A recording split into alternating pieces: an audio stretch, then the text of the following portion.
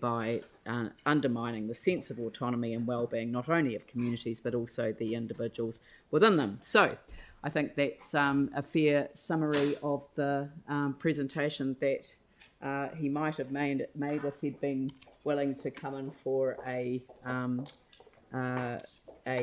briefings, for a Zoom rather.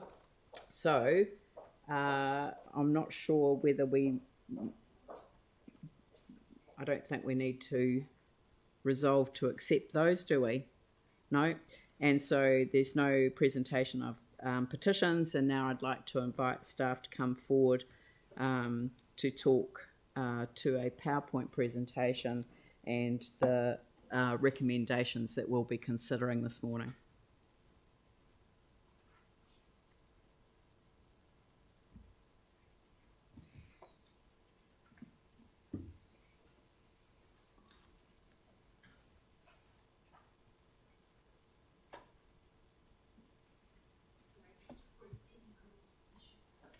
Right.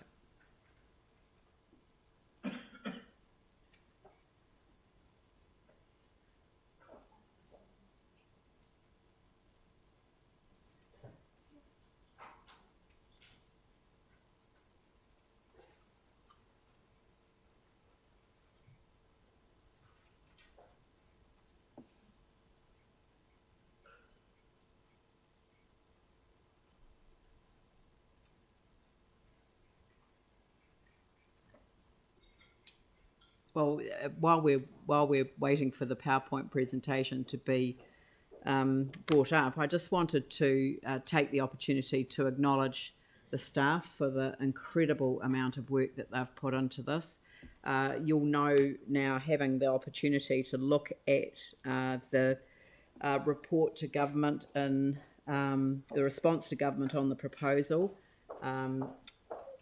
It is an incredibly significant report, and the amount of time and effort that has gone into not only responding to the issues that the report has raised, but to do so in a way that is easily understandable and perhaps not without the sort of technical language that sometimes stands in the way of public understanding. So I just think you've done an extraordinary job, and I'd like to publicly acknowledge you for what you've done and thank you on behalf of the people of Christchurch who are very much interested in what's going on here today. So thank you very much, and I'll now hand over to you for the presentation. Thank you. So my name is Helen Beaumont, and I'm Head of Three Waters and Waste, and I have with me Teresa Wooding, who is the Program Coordinator and Manager for Water Reform. And thank you for those kind words about staff, and I need to acknowledge that this has been a big team effort. So as well as the staff from Three Waters, we've also had support from our colleagues in asset management, considerable support from legal and finance, and also from our communications and public participation staff. So it has been a big effort. And that reflects really that the importance of water and water services to our community and to our city. So our integrated water strategy, Te Waiora Otane, sets out the vision for managing water services and water resources here in Christchurch. And it recognises water as a valued taonga and the importance of integrated management of both land and water. And that's particularly important, as we've already heard, with Christchurch being a low-lying coastal city, essentially built across a swamp, and stormwater and floodplain management are critical to the functioning of our city and also contribute to it. So our urban waterways are highly valued. So this report and our recommendations show that while we're not comfortable with the process that central government has followed, we do agree there's a case for increased investment. And what we want to do is continue to work with government to meet the best outcomes and pursue those opportunities for improvement. Now, the government has provided us a significant amount of information, but as we've already heard, there are some gaps and uncertainties with that. And we've provided information as well. There has been a very narrow, tight 8-week period with which we've had to engage with this and report back.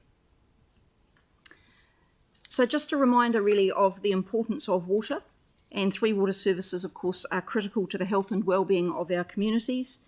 At their best, they provide safe drinking water, the collection and disposal of sewage such that it has very little impact on the environment and in fact can enhance environmental outcomes, and then effective stormwater management. Three Waters is also a significant business. So there are around 55 billion in assets across the country and around 5,000 staff across the councils that deliver these services. Our households, our community services and the commercial sector all rely on the services functioning effectively and efficiently. And of course, our natural environment depends on these being delivered in a sustainable manner. The government's perspective on the challenges are multifaceted. So we have some 67 individual local authorities delivering the Three Water services, and there are challenges complying with the drinking water standards and the improvements in those drinking water standards, particularly since the incident in Havelock North. The Ministry of Health have raised the bar, and we are facing increasing environmental expectations from regional councils around the country with respect to the disposal of wastewater and also of stormwater. So those consent requirements are becoming much stricter. There's also the challenge of funding infrastructure deficits that have been accumulated over many decades across the country, and many councils have a significant backlog of infrastructure renewals. Most of that reflects extensive urban development in the 50s, and the time has come to replace a lot of that infrastructure. Regulation enforcement is being addressed already through the formation of Taumata Arawai, and we are working closely with them on new regulations and new frameworks for both drinking water and wastewater. And looking ahead, we have the challenge of building resilience to natural hazards and climate change into our Three Waters networks. In terms of that natural infrastructure deficit, that investment challenge has been recognised by councils. So this graph shows the current council spend at some 40 billion over 30 years across the whole of the country. In the latest long-term plans, so the 2021 to 31 long-term plans, that proposed investment over 30 years has doubled. So councils across the country have recognised the need to increase investment and address those infrastructure deficits. However, the estimates we're being provided by central government say that that investment could need to double again. So the conservative estimate is some 120 billion that needs to be spent across the country, and the high estimate is 185 billion. So central government have presented a very strong case for increased investment. However, they've only provided one option for consideration, and that's based on their rationale for providing balance sheet separation from council and the ability to borrow more to invest in those networks. So at this point, I'll hand over to Teresa to address the issues around the model and the process.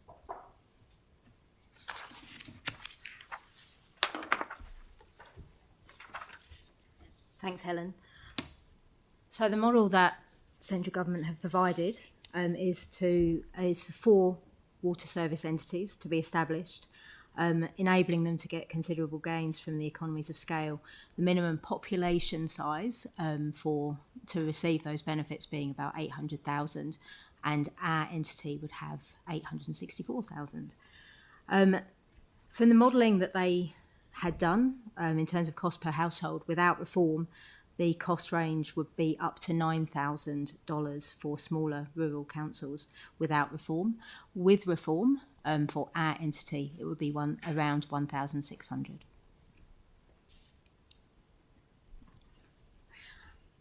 We're showing you the entity governance model. It's extremely complicated.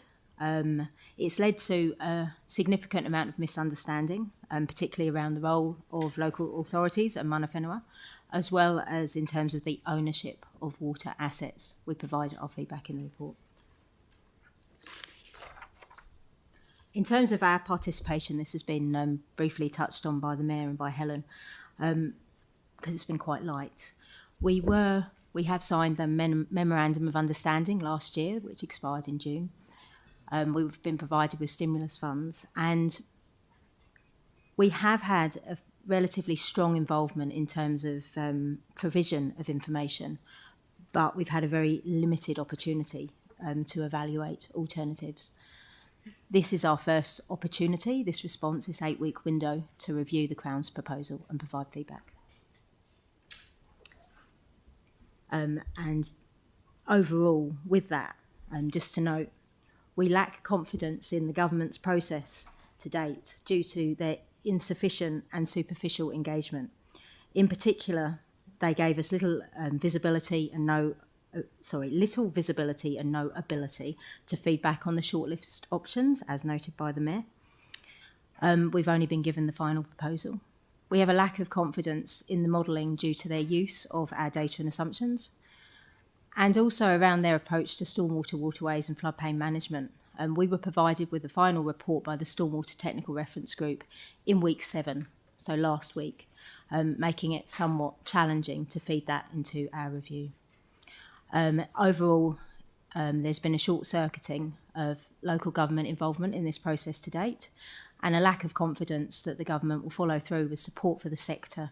That includes workforce funding, charging mechanisms, economic regulation and consumer protection. So the first part that we were asked to look at was the accuracy of data and assumptions. The government puts heavy reliance on the Water Industry Commission for Scotland, WICS, who are Scotland's economic regulator, very specifically for drinking water and wastewater, not stormwater. WICS have used data provided by councils and also made some key assumptions on the opt-in and opt-out scenarios, which are based primarily on overseas experience that they've had over the last 20 years. We've performed 2 reviews, one internal with our finance team and our asset management team, leveraging our long-term plan. And also we took the opportunity from LGNZ to get Morrison Lowe to also perform a review for us. Overall, we note that there's some challenges with the use of our data, both in terms of the input information that we provided and making sure they were using it right, but also some of the key assumptions that just didn't work so well for Christchurch.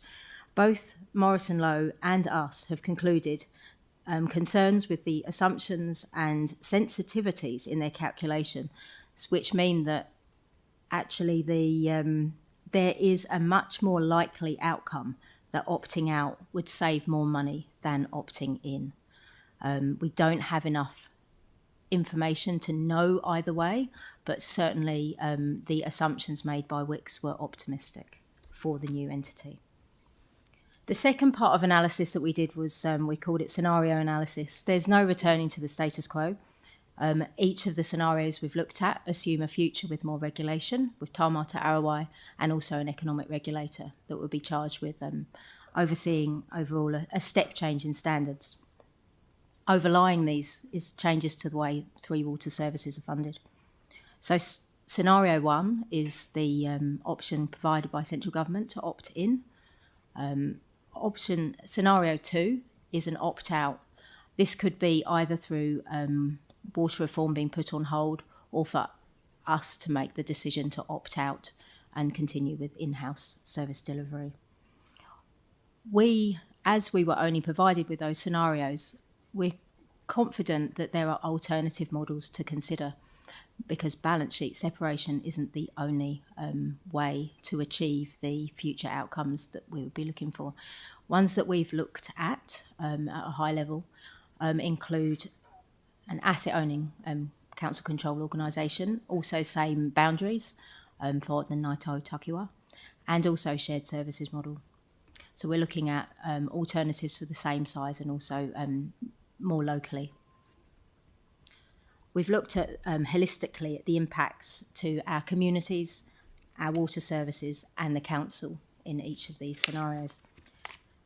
So in terms of opt-in, this is just a brief summary. It's just really important, came across in our analysis, the recognition of the importance of pristine drinking water to the people of Christchurch, and the intent to seek exemption from permanent residual disinfectant. That may not be a primary focus for an aggregated entity. In addition, Christchurch has invested significantly in upgrading our water infrastructure, including our long-term plan, due to a significant renewal curve over the next 10 years. Again, we don't know the investment priorities for a new entity and whether or not they would align. In addition, stormwater integration with urban form. Helen already mentioned the fact that we're built on a swamp, and it's heavily integrated with roads, parks and recreational amenities. We have a number of services as well that are integrated with the three waters. We're not confident that a separation of stormwater from council services is the right way forward. With charging mechanisms, we weren't specifically asked to investigate it because that's something that would be determined by the entities, but it's incredibly important to recognise that we use a different charging mechanism to most other local authorities by levying on property value rather than a fixed rate or a volumetric charge. Depending on the mechanism chosen, this could lead to a much bigger change and more impacting to our residents. It's important to recognise Christchurch's relative size in the Takiwa, about 50%. It's not recognised, our size is not recognised in the model currently. It's also important to understand the significant transition challenges. We received support from other units across council to understand things like the impacts to procurement, to our contracts, to our land and property, our sunk overheads, and there's, as well as the challenges, there's a significant lack of information required for either understanding the transition challenges but also understanding the overall impact to us. So whilst we've looked at these, because there's a lack of information, we're doing this without all of the information we need to really understand what opt-in means for us. That includes around the ensuring council's not left worse off. We don't have enough information to understand that for certain. With opt-out, we're, I suppose, able to continue in terms of our strategic direction with the status quo, with our integrated water strategy, and with our expectation to seek exemption from residual disinfectant. It enables us to continue taking an integrated approach and for the delivery of stormwater, waterways and floodplain management to continue within council. We do note that depending on the outcomes around the Water Services Bill, there is a potential liability for private water supplies of, this is very indicative, $155 million CapEx and $8 million OpEx. However, this opting out does align more strongly with our community feedback for a solution that keeps the management and operations of the three waters local. As noted, although we were not specifically asked by central government to do this, we provided, or our finance team did some analysis of alternate options, looking at real life examples. Again, really looking at a CCO model and then more regional opportunities, including a shared service option. During the 8-week process, to support our analysis, we developed a community survey. This was to get community views on the priorities, concerns and issues with the delivery of the Three Waters services so that we can understand what's important to our communities. Our residents agreed that it's important for everyone to have access to the safe drinking water, and they're sympathetic to areas that don't. They strongly support a solution that keeps the management and operations of the Three Waters local. And there's strong support for safe, chlorine-free drinking water in Christchurch City. With the support of a representative sample, we're really comfortable that the outcomes of the survey are representative of our community and their values. The next part that central government asked us to look at was where we perceived there to be gaps in information, and there are a lot. Critical areas include the stormwater component. We were given information, but late. The other types of reform and the impacts and integration of them with Three Waters reform, including the future for local government, resource management and climate adaptation reform. Also economic regulation and consumer protection, and the funding mechanisms, including for the asset and debt transfer. So in terms of our recommendations, the full list is in the Info Council report. Our concerns with the process, particularly the limited opportunity to engage on different models, has led us to recommend a pause in the reform programme. This would enable us to better understand the implications of other central government reviews and their, as I said, impact on the three waters. We do not agree that land drainage, stormwater and the management of our urban waterways should move away from the council. Land use and floodplain management are critical to better outcomes for fresh water, particularly live in low-lying coastal cities such as Christchurch. Discussions on stormwater and waterways and floodplain management should be on a case-by-case basis with individual councils. We would like to progress discussions on options for delivery of two waters, drinking water and wastewater services across the country. If, in the event, we are mandated into reform, we also provide a full list of recommended changes to Entity D. They're provided within the report.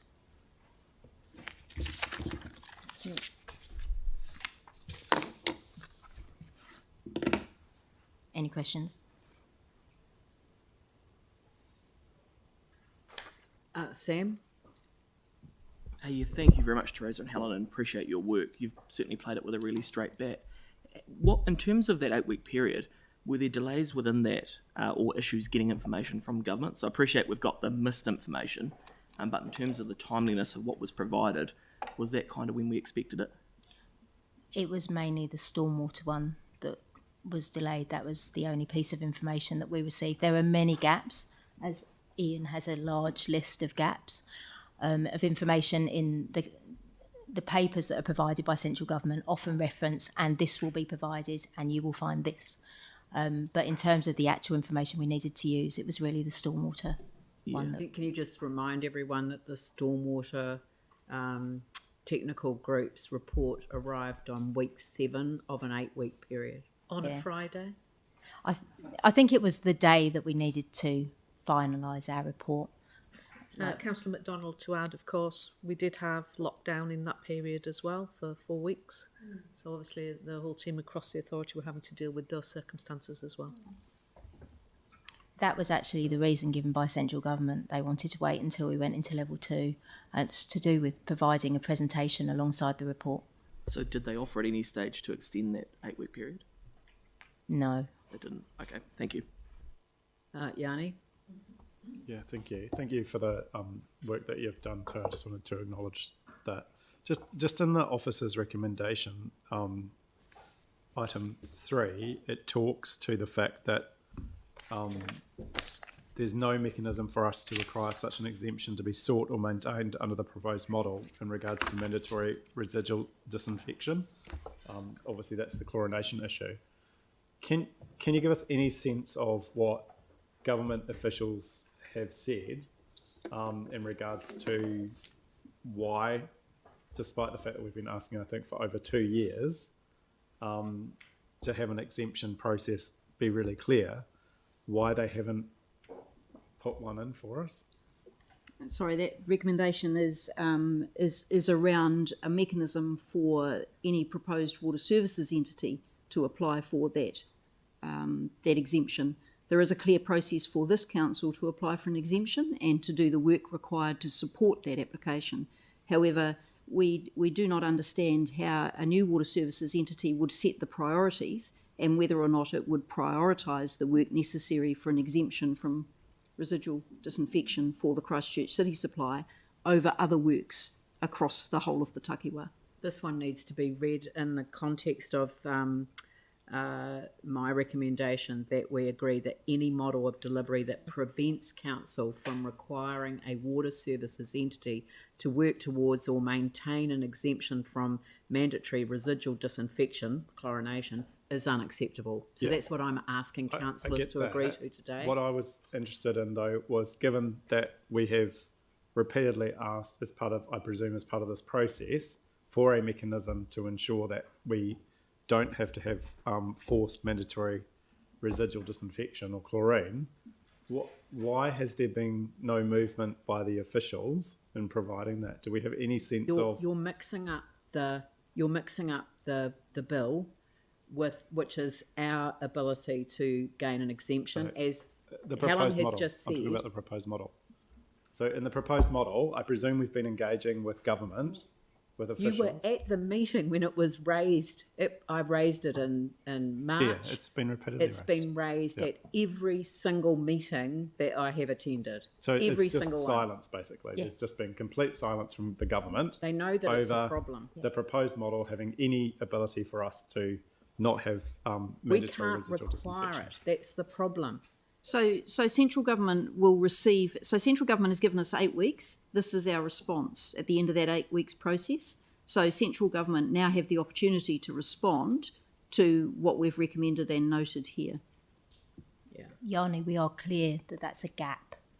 And you will see in the letter that I wrote, which I'm sure you've read, the letter that I wrote to the minister the week before last, on the 16th, I made it crystal clear that was problematic, and I said I'd come back on stormwater. So the next letter that I write will really focus in on the stormwater issue, because it just shows the weakness of the model.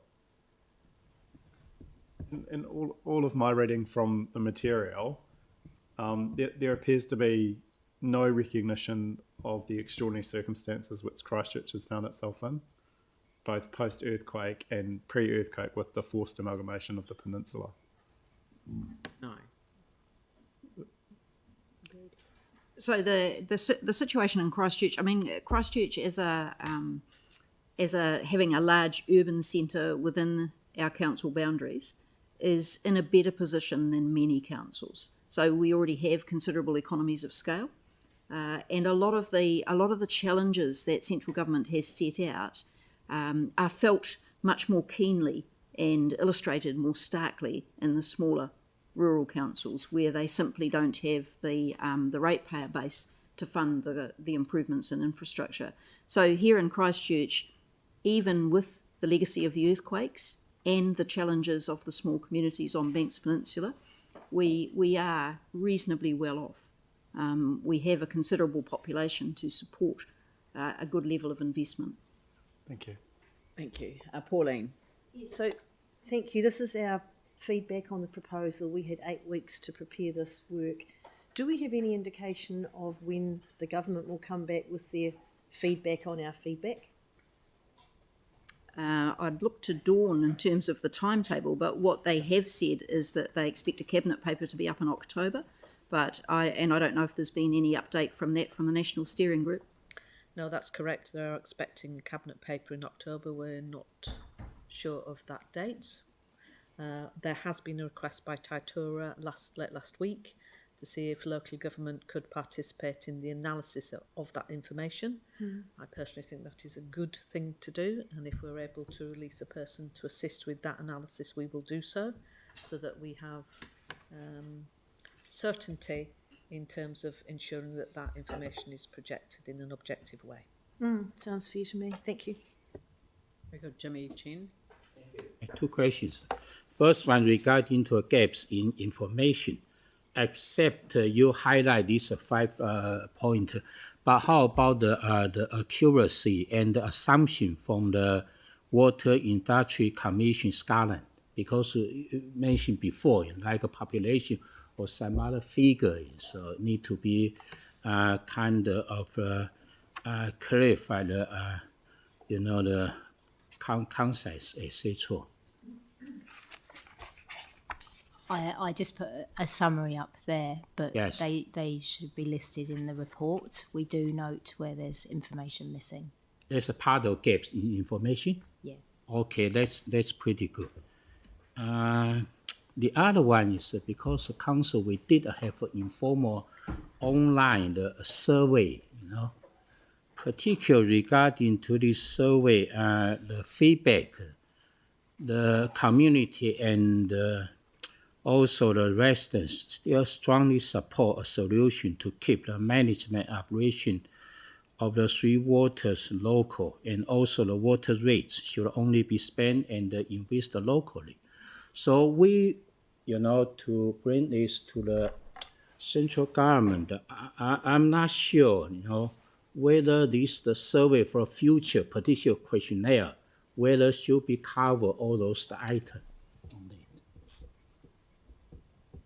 Because now it's informal, online, but after the government, to do it, whether cover those kind of key items. So in the future, so following our response to government and Yes. the presentation to cabinet, Yes. we would expect central government to come back out Yes. to local government, and it may or may not have refined the approach Yes. or the model. Yes. But in whatever the case is, if Yes. water reform continues, Yes. then this council has already said that it would go out to full public consultation, Yes. and we would expect to have better information to do that. So our survey was deliberately around people's values relating to water, Yes. and not asking the question of opt-in or opt-out, because we feel that the information is too uncertain and has too many gaps Yes. to make that decision now. And you quite rightly point out that that there are a range of values out there, Yes. and without that full information and appreciation for the impact both nationally, regionally and locally, Yes. it's difficult for people to make that decision. Yes. So there is a commitment to consultation further down the track. Yeah, but my sub-question is because why each local council has different circumstances and different situation. If in the future, for undertaking this kind of survey, is dedicated from central government to a local council to do it, or is still central government to do it? Those are survey. Yes, Who will undertake? it is a good question. Who should undertake that sort of Yes. survey work, and who should undertake the consultation? Yes. And we would prefer to see a strong partnership, as has been touched on here, between local government New Zealand, central government and the individual local authorities. Councillor Okay. Chen, of course, our own policy requires us to go out to consultation if the government continues in the journey of Three Waters reform. It's clearly specific in the council's own policy. Yeah. Okay. Thank you. Thank you. Aaron. Just with the new standards, with chlorine, if they're using the WHO standards, and that's your belief, that's what we're using? So there's two aspects to the drinking water standards. One is the standards for the quality of the water itself, such as how much arsenic is allowed, or how much chlorine you put in if you are using residual disinfection. There's also a change to the risk management framework, and it's the change to the risk management framework that has had the greatest impact in terms of the way we operate our water supply here in Christchurch. So it's that new framework for the water safety plan that identifies the risks, puts in place the management of those risks, and then evaluates the acceptability and whether or not other management mechanisms need to be put in place. So it's WHO and its management frameworks and risk assessment. So do the WHO use those risk management frameworks? Yes, they do. So WHO do have a risk matrix, and in fact the risk matrix that we've used for Christchurch draws on both the original World Health Organization risk matrix and the guidance provided by the Ministry of Health here. And we have a bespoke risk management framework here for all of our community water supplies, Christchurch City and across Banks Peninsula. And the new risk management framework, how does that compare to the WHO guidelines for risk management? It's a little more sophisticated than the World Health Organization guidelines, and the reason for that is that the World Health Organization guidelines are deliberately at a broader, higher level, so that a range of countries can follow them. And some countries, of course, have less resources in terms of the sophistication of the management and operations of their networks. Right. But if we have a more complicated system, doesn't that make it more expensive? In short, yes. However, we also have the resources to provide for better risk management, and we agree with the Ministry of Health in terms of the changes they've made to the risk management framework, that there should be minimal risk of contamination of community drinking water supplies. We absolutely agree with that. Yeah. So the strengthening of those frameworks is we believe appropriate. Right. Okay. And so, and I completely agree with that. The has there been a cost-benefit analysis done for that risk assessment tool versus its value? Not that I'm aware of, but we could inquire of the Ministry of Health if they've done that. Yeah, because you might spend $1 billion and save no lives. So is it $1 billion well spent, or could have probably gone to mental health or something else? But so that's kind of the question around that. Yes, you can have all these checks and balances, but if it doesn't, given that a lot of people in Christchurch are aware that no one's got sick from our water that we're aware of, then we're solving a problem that, with a lot of money, that doesn't need solving. Is one of the things, same with the chlorine. It's like a lot of people here just don't understand that. Like, why do these things when, if it was dangerous, took 4 months to get the chlorine in, we didn't have a boil water notice, for instance. So where was the risk in that risk register at that point? Yeah, so if that does exist, it'd be good to see it. Thank you. Right, okay. Well, we'll move on to the substance of why we're here. I'd like to move the recommendations that we have in front of us. And Pauline, you'd like to second those? And I'll open it up for debate. And I'll just start by giving a little bit of a history lesson. I won't take too long. Havelock North was a failure of local, regional and national government institutions. At every level there was a failure. I've seen it described as the Swiss cheese effect, where everything that could go wrong did go wrong, and everything lined up to create that hole in the system where people died and thousands of people were made ill from contaminated water. The significant failure was the regulatory enforcement, and I blame that entirely on the Ministry of Health. And that's why the Ministry of Health is no longer our regulator. That's why the government has set up a separate regulator, Taumata Arawai. And that framework is endorsed by everyone, right across the political spectrum, right across the board.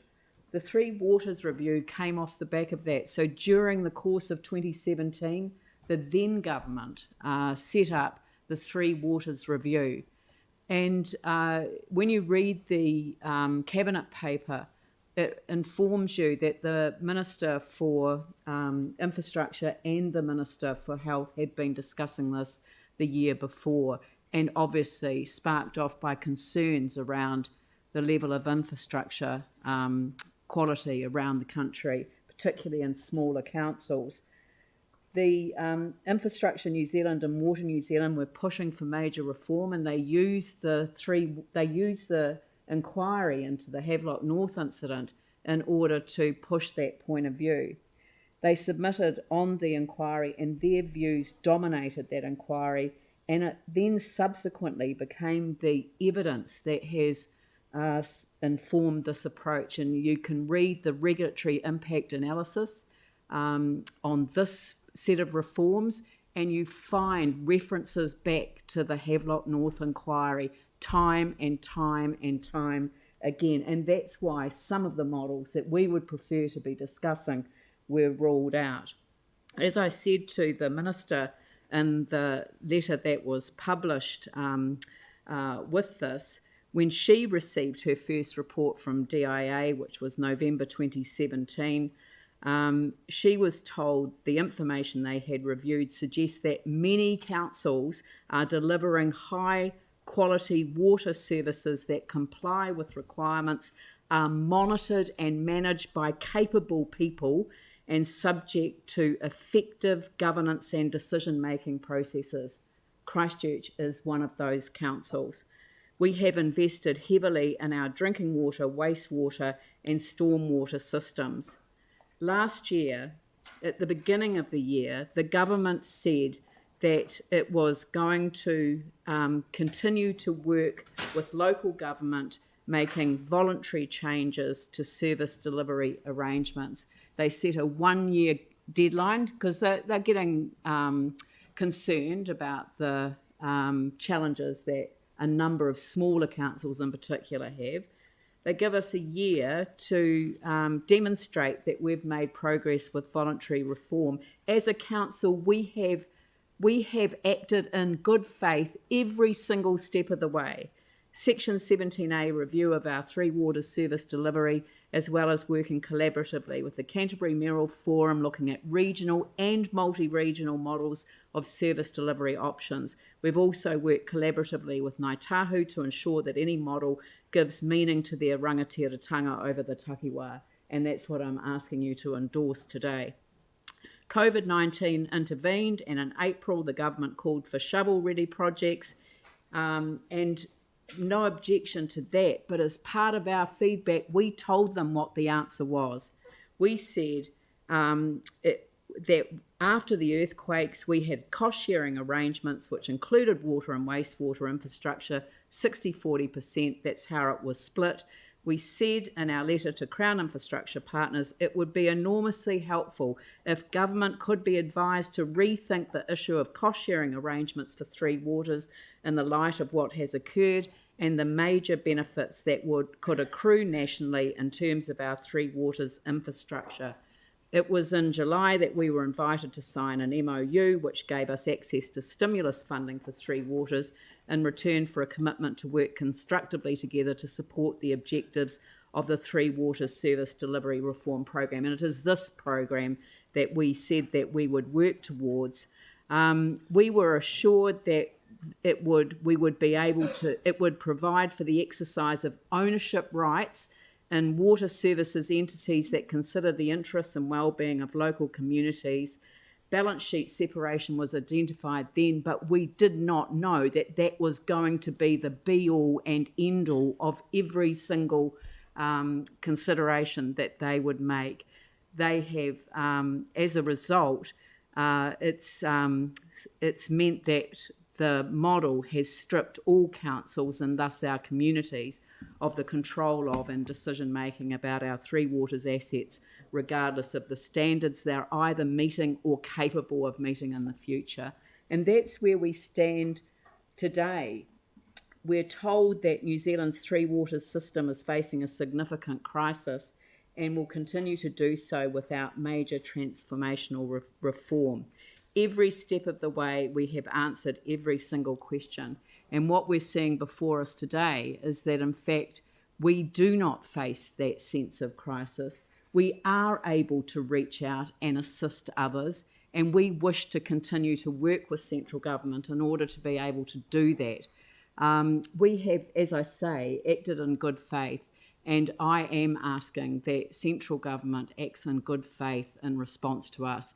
And that's why I'm asking through this model that we actively oppose any suggestion that the government mandate an approach. I think it's much more important that we work collaboratively in order to make the difference that needs to be made. Pauline.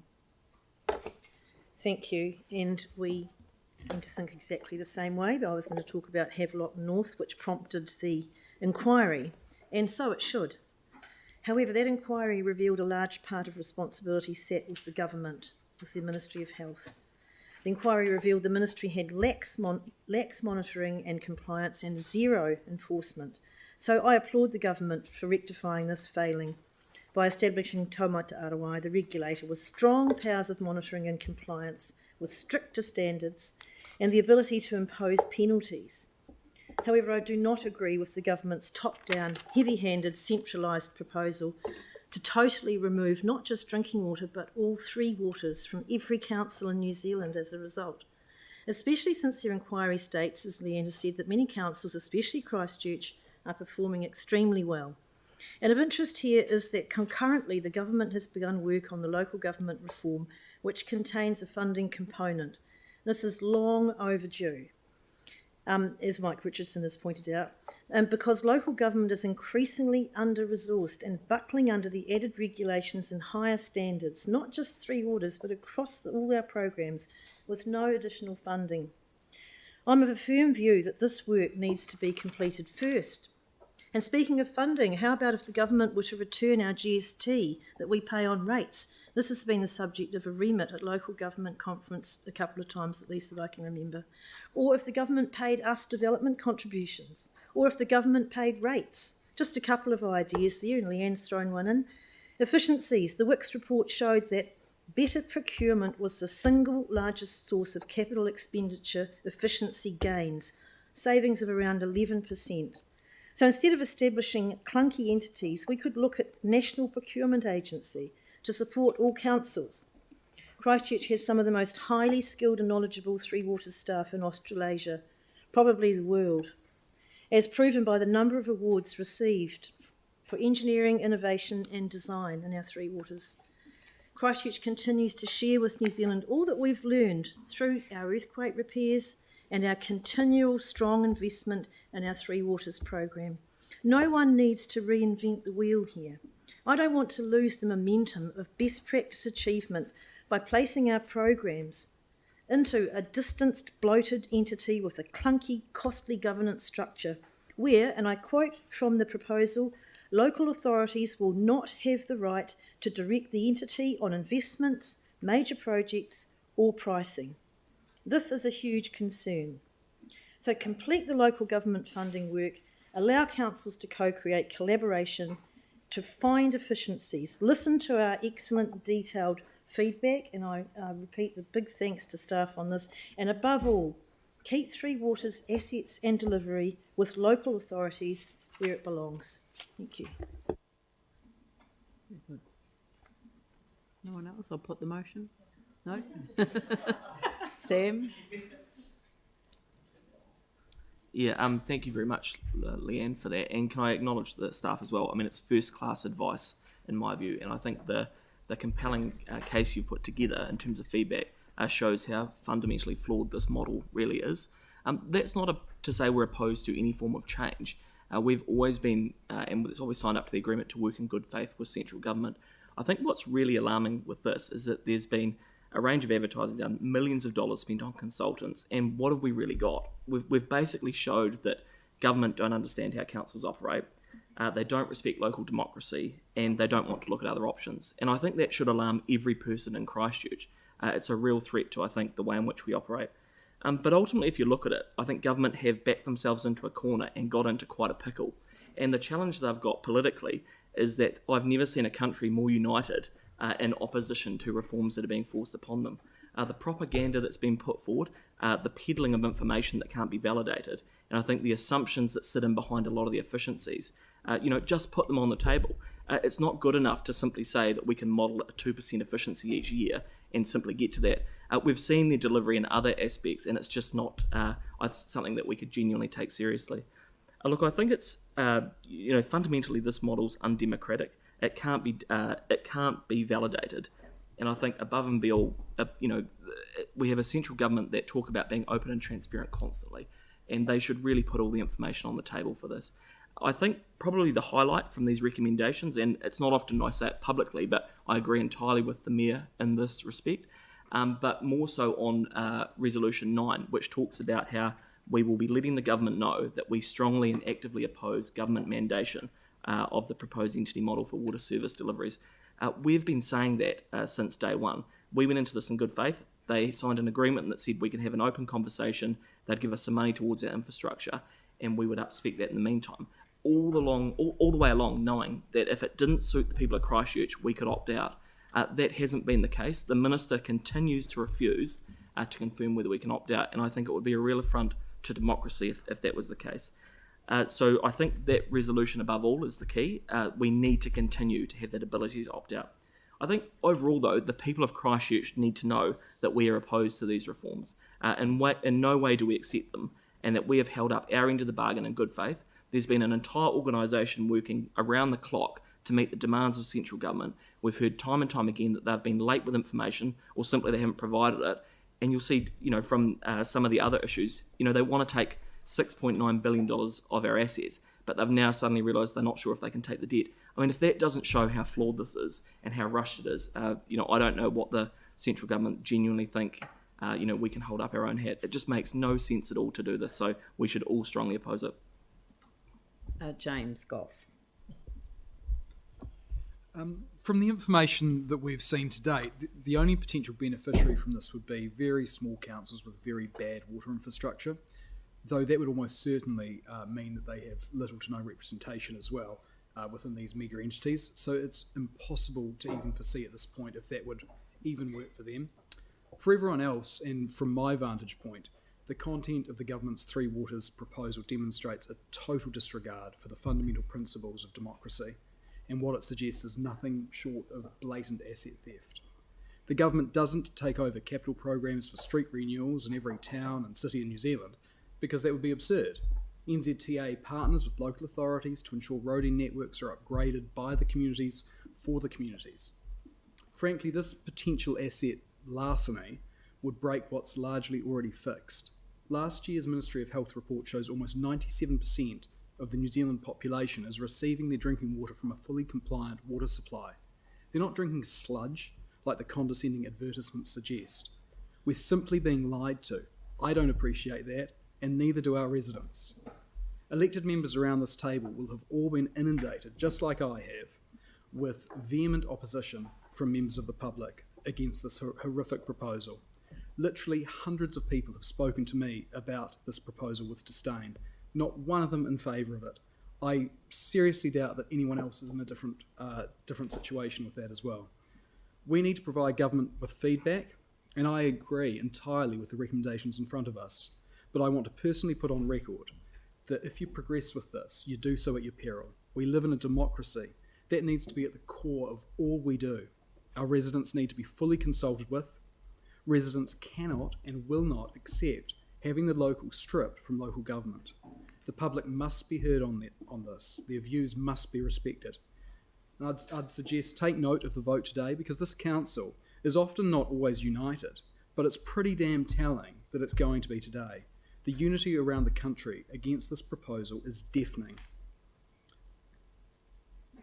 I fully endorse the recommendations there and hope that everyone does, but the final message that I would say is that if this proposal is progressed in its current form, then the government's going to have a revolution on its hands. Thank you. Yanni. Thank you. I too wish to support the recommendations that have been put forward, although I do have some concern with suggesting some alternative models if it does proceed. I think we should be really clear that we do not want this to proceed today and that we do not support it. There's several reasons that I think this is bad for our city. First off, it lacks any social impact assessment. In fact, the Morrison Lowe report makes it really clear that the shift in charging mechanism has the potential to have a significant impact on the amount households pay for water going forward, with ratepayers with higher capital value properties potentially benefiting significantly and those with lower capital values potentially incurring significant additional costs. There's also a likelihood that there'll be a shifting of costs of water services from landlords to tenants in the rental housing sector, and the government will need to consider options to mitigate this change, particularly for vulnerable households.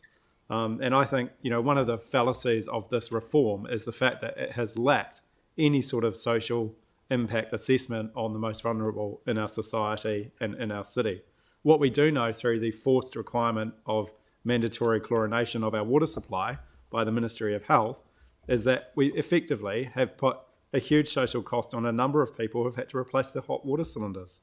So, there's a very real cost to what happens in this space, and to have no understanding of what these reforms will do in that regard, I think is completely unacceptable. It takes away local control, and I entirely agree that the idea of local government reform should happen ahead of the decision to carve out a huge part of what local government does.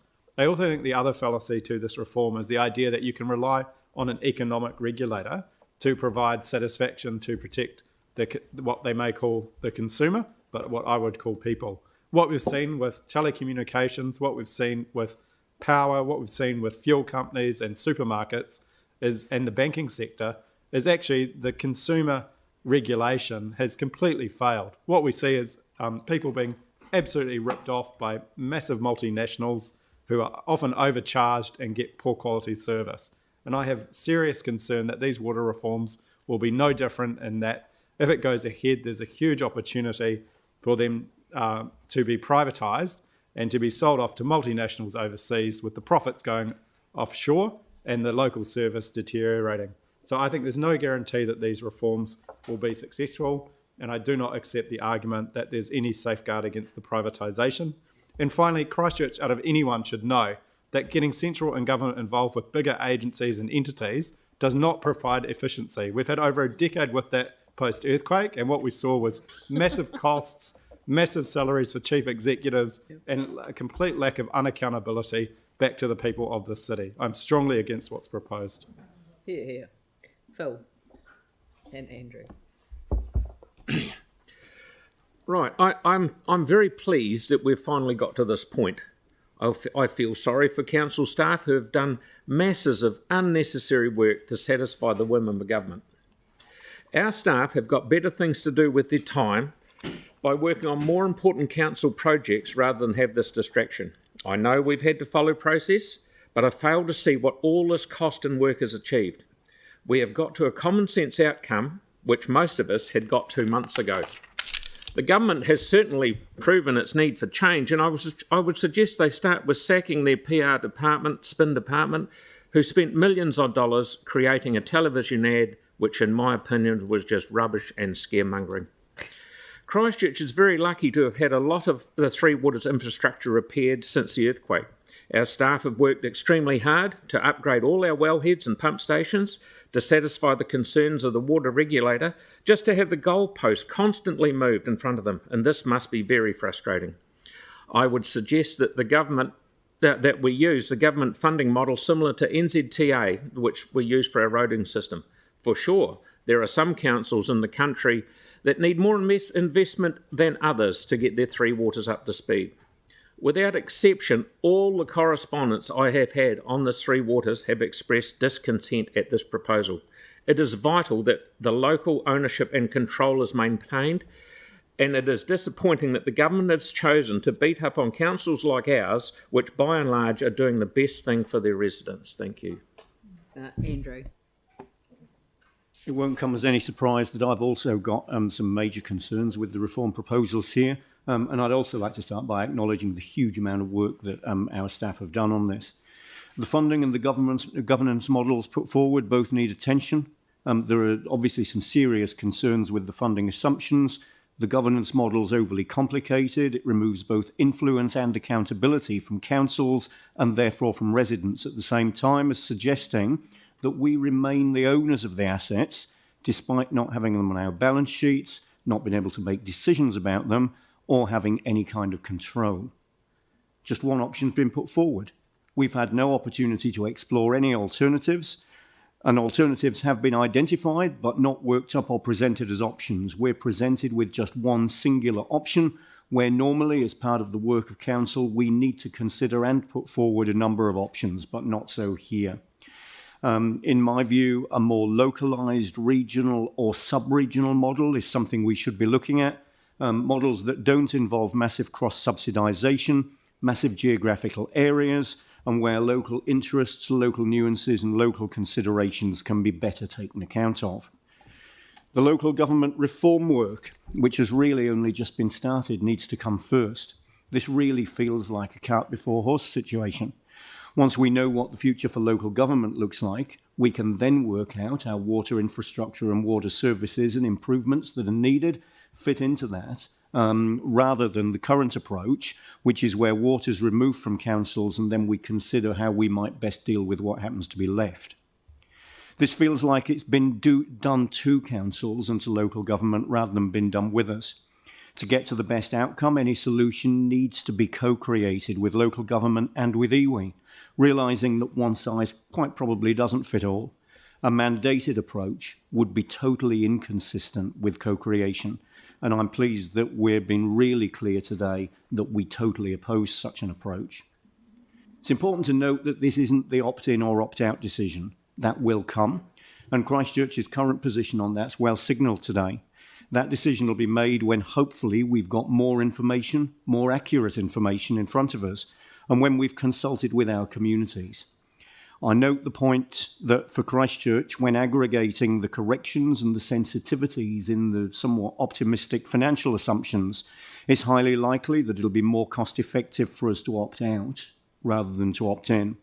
So whilst there's a lot that we're not sure of, one thing for me is absolutely certain. I'll be listening to community views and I'll be voting in favour of what's right for Christchurch when we get to that decision. So whilst I'm not comfortable with the reform proposal as it stands for a number of reasons, I am comfortable with the resolutions and the response in front of us today, and that's the reason I'll be voting in favour of it. Jimmy Chen. Jimmy Chen. Sorry. Yeah. Okay. Firstly, I would like to emphasize that, I'm an elected councillor to act in the best interest of our city and for our community. And this is very, very crucial issue regarding to in response to the government's request that the three waters for the future management and operations after July 2024, as well as the three waters infrastructure investment for the next at least future 30 years. I agree that there is a need for reform in relation to the enforcement of drinking water and the environment standards and the challenge of the nature hazard risk and the climate change we face at the moment, particularly like the mayor. She mentioned Havelock, those kind of contaminated water case. We are all aware, in the moment the government has asked all councils for feedback. We are providing detailed, honest feedback with many questions of the impact on ratepayers, but at the moment still unanswered. So council have upheld all the applications under the MOU we signed. But regarding to the mayor's recommendation, I in principle I agree, especially the two crucial points. First one is inform the government. The council will honor our obligations under our significant engagement policy and the Local Government Act 2022, particular section the 77 and 78, to consult with our community prior to any decision that propose transferring ownership of all the three waters infrastructure.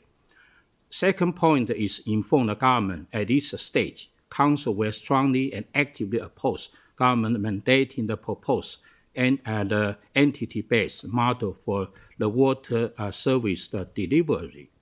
Moreover, in considering like the staff, the presentation earlier, because those the information have not yet clear and concise. There's a gap in the information. We need to require the central government give us more information. So based on the point I mentioned above, so I will support the mayor's the information and also vote to opt out the proposed delivery model today. And in the future, council can working together with the government to alignment with community feedback for resolution that keeps the management operations of our three waters local. Thank you. Thank you. I've got Tim, Anne, and Sarah. Thank you. Again, I'd like to thank staff for the hard work you've done. I'd also like to particularly thank our Mayor and Chief Executive, who seem to have been playing a game of blind chess with the government, which I believe in a small democratic country like New Zealand is unacceptable. The government, and don't forget government agencies and the agency's staff, seem to have come up with a single option behind closed doors. Added to this, in an inadequate short time frame for feedback from all territorial authorities, with no consultation, it seems, with residents and the public, this seems to have been a fait accompli. The government's proposal breaches good process, public policy, engagement and options to consult with the owners, New Zealanders, the stakeholders, the real owners of the assets we're discussing. And I'd like to remind you that the RMA was set up as a good process for the right reasons, but over the years, with multiple adjustments, today the RMA now seems to exclude most everyday New Zealanders of having a voice, and when they are able to submit to have a voice in the process, it is unaffordable to today's New Zealanders. As proposed at present, the government's proposed water reform, a bureaucratic layer cake designed in Wellington without working openly with all local territorial authorities, followed by the full informed consultation with all New Zealanders. This water reform to date has the same hallmarks, ending up the same way. I'll be supporting the process today. Thank you. Anne? Kia ora.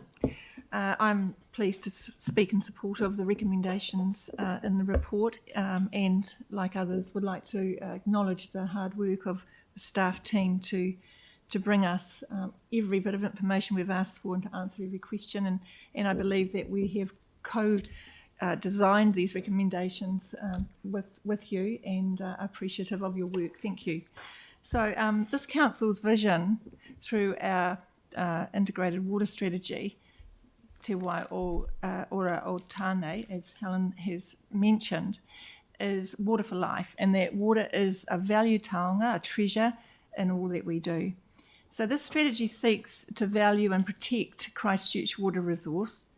Our position as a council is that we consider water to be precious and highly significant to the people of Christchurch, and we want it to be controlled by them.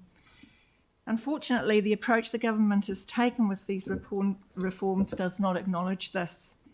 And whilst I applaud the government's motivation to ensure safe drinking water for all New Zealanders, to protect the environment from the damage caused by inadequate infrastructure, and to manage the risks of natural hazards and climate change, this approach that the government has taken, in my view, disregards the investment councils have made in the past and presently and will make in the future in three waters, and it demonstrates little regard for the ratepayers of Christchurch, both past and present and future, and the investment they have made and will make through their rates into this asset.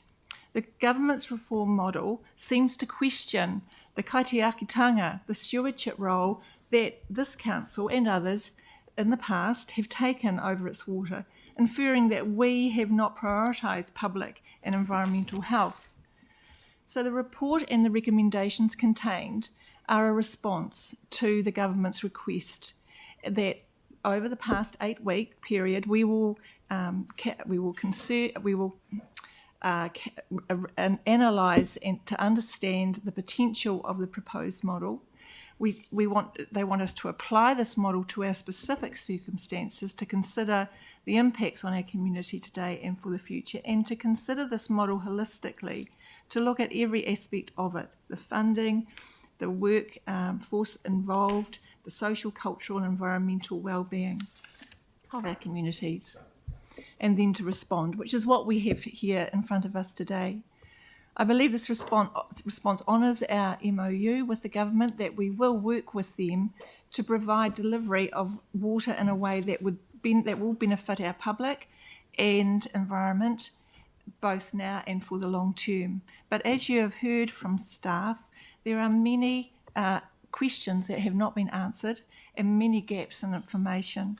So as we proceed, I hope that the government will press pause on this, and that we, as a result of these recommendations, they will give us another opportunity to work with them to design an approach to managing our three waters that acknowledges and values the assets we have, and that is financially prudent, that supplies safe drinking water, protects our environment, and that is locally controlled. So together we can design an approach that is best for Christchurch, for Ōtautahi Christchurch and New Zealand. So I'm happy to support the recommendations in front of us. Thank you. I've got Sarah, then Aaron. Kia ora koutou. I mean, most of it's been said, but it's very clear that the government has misread community sentiment on water across the country. I think that they thought that as long as the outcome would be cheaper for everyone, then that was a selling point that would get everything across the line, and it's clearly not the case. Our communities value the ability to prioritise projects that involve water, and they value the accountability that comes with having elected representatives to be able to hold to account.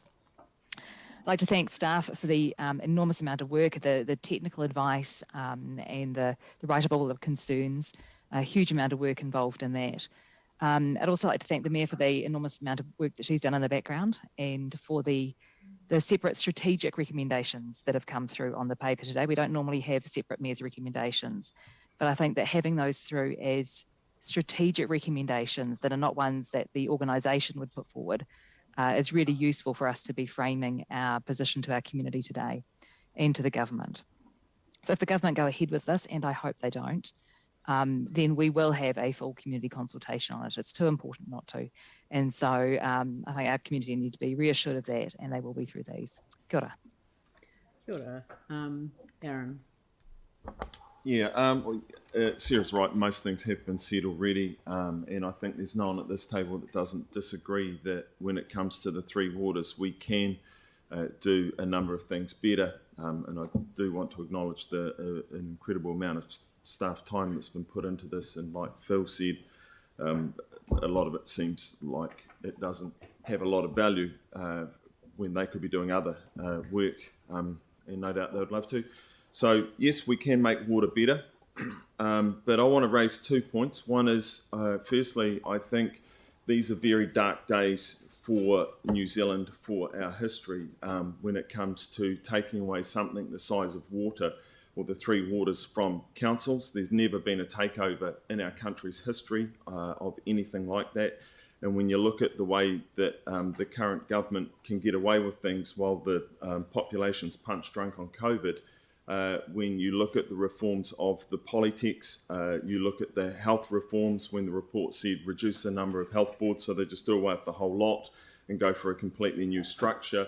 They're going to fix housing, prices have gone up, and there's housing's even more scarce than ever. Taking over water should scare the hell out of every single New Zealander, because there won't be efficiencies of scale. It will cost a fortune, which leads me to my second point, which is the dollars need to make sense. And to be spending $185 billion on the three waters, is that the best value for money? Does water need to be demonstrably safe? It needs to be very safe, but no one in this room drives a car that's demonstrably safe. No one lives in a house that's demonstrably safe, and no one eats food that's demonstrably safe. So to do it with water is an extreme. Yes, it was terrible that people died and a lot got very sick up in Havelock North from something that was avoidable. But 2 people die of suicide every single day in New Zealand, and we're not putting anything like the amount of resource into that is going to go into water for a city that has never had anyone get sick from its water. So the people of New Zealand and Christchurch should be very, very worried about this. If it becomes mandatory, if the government just does a takeover, that is a clear swing towards a dictatorship, and every single New Zealander should stand up and fight against that. That would be unacceptable. If we agree to go in as a city, then so be it. But we should never be forced to give up something as precious to us as our water. Anyone else? Mike, and then Mel. Thank you. I totally support the Mayor's recommendations and endorse what my colleagues have said today, including Aaron as well. So, cheers, Mike. Not a problem. It's 3 times now. The government's three water reform is just simply not right for Christchurch and many other cities and towns around the country. As a council, we have invested millions of dollars into three waters infrastructure, and as a city, we're very well placed. Yes, it's not perfect, but it's pretty damn good. It would appear that central government have determined the outcome right from the start, and they've turned a blind eye to anything else. Councils want to adequately invest in the water infrastructure, but the reality is that councils are stretched with a funding model that does not work for a 21st century council. And when coupled with lack of regulation, most councils in New Zealand were always going to struggle. If councils across the country have underinvested in water infrastructure, it is mainly because successive governments have refused to fix the problem of how councils are funded. Their refusal to seriously look at a co-investment model similar to NZTA shows the inability of this government to be open to something different to what they believe is the solution. While we focus on what is best for our city, we have been bogged down by central government reforms. And when we say slow down, pause, these reforms are not in the right order. Central government refuse to listen. They just continue their pathway to take the city's asset and erode local democracy. They have an attitude of water infrastructure being about pipes and plants. You just have to look at stormwater to see that it's so much more than pipes and plants. Water is core to our natural environment, and this council takes a strong environmental stance. How stormwater is managed can enhance ecological, cultural and natural value. Unfortunately, I do not trust an entity to do this. All the adding layers of bureaucracy with new boards, CEOs and senior managers will do is make fat cats fatter. With everything I've read and heard, I strongly oppose the direction that this government is taking with Three Water reform. Thank you. Thank you. Mel. I just wanted to, like others, thank Teresa and Helen and the rest of the teams involved with their exceptional knowledge and hard work that they've been putting in. On the one hand, there's a lot to say, and on the other, not much, as the phrase ditto could suffice, since we're all very much in agreement. But for me, of all the recommendations, number 7 is the most important, that Council would recommend opting out of the proposed delivery model through formal consultation with our community at this stage.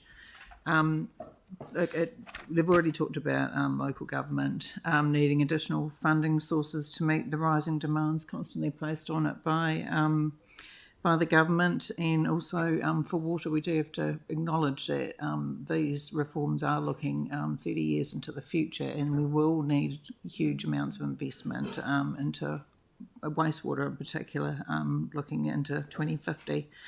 But looking at the underinvestment in the waters sort of ignores the point that we have a current financial model for local government that doesn't really work. So that does mean local government reform really does need to come first.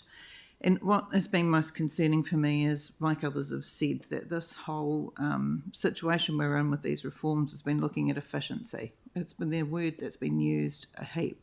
And when you're looking at just the cost of things, that makes you wonder what's going to be cut, potentially by a new entity, and what things will be seeming unimportant.